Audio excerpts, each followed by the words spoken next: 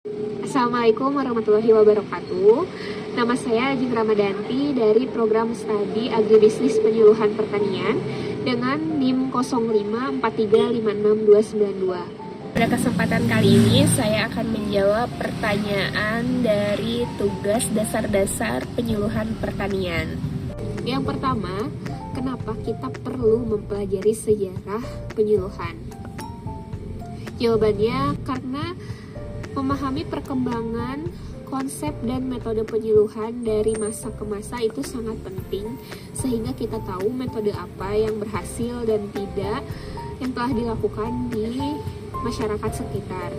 Kemudian dapat dijadikan sebagai dasar dari pengambilan keputusan, sehingga bisa kita gunakan dalam merancang program penyuluhan pertanian yang relevan dengan keadaan dan kondisi di wilayah pertanian tersebut.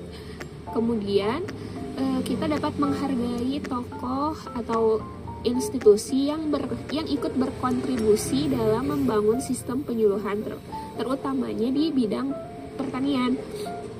Kemudian dapat menghindari pengulangan terjadinya kesalahan yang pernah terjadi dalam metode atau praktek penyuluhan yang sebelumnya.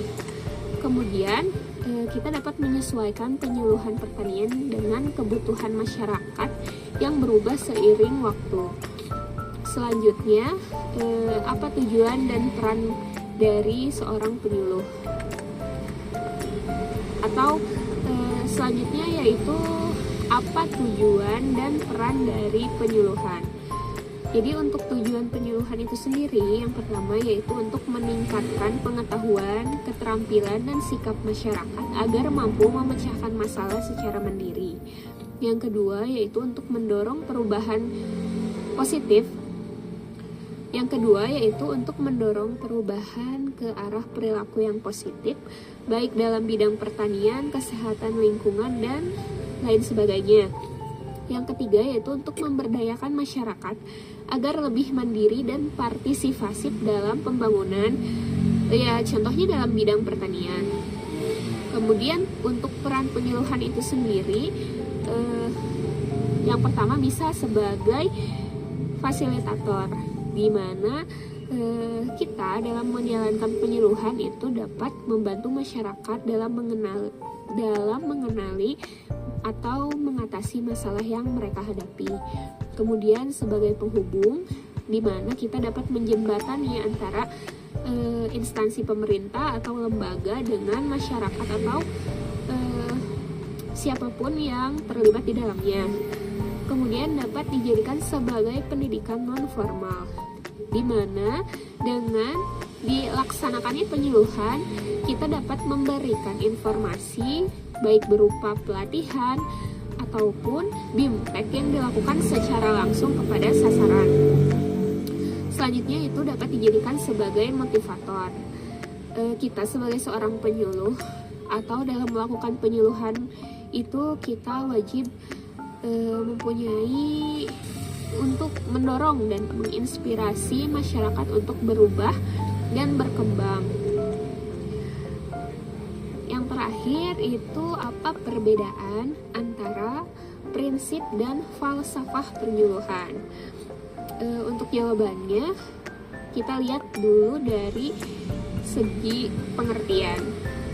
Jika dilihat dari segi pengertian, prinsip penyuluhan itu berarti merupakan aturan dasar atau pedoman operasional dalam melaksanakan kegiatan penyuluhan.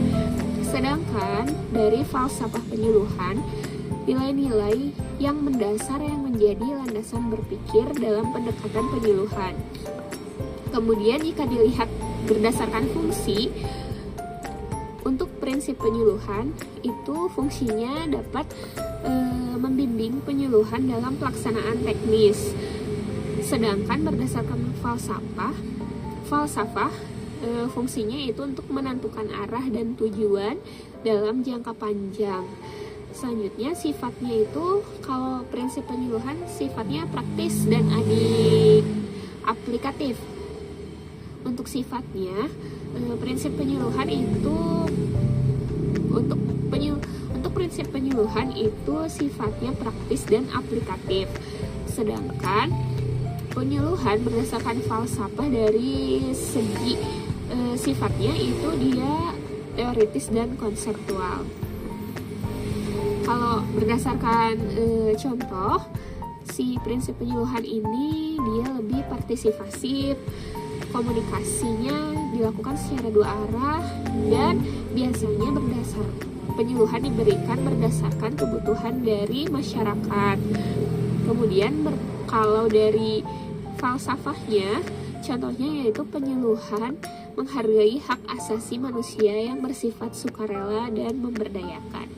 Sekian, demikian yang dapat saya sampaikan. Saya akhiri. Wassalamualaikum warahmatullahi wabarakatuh.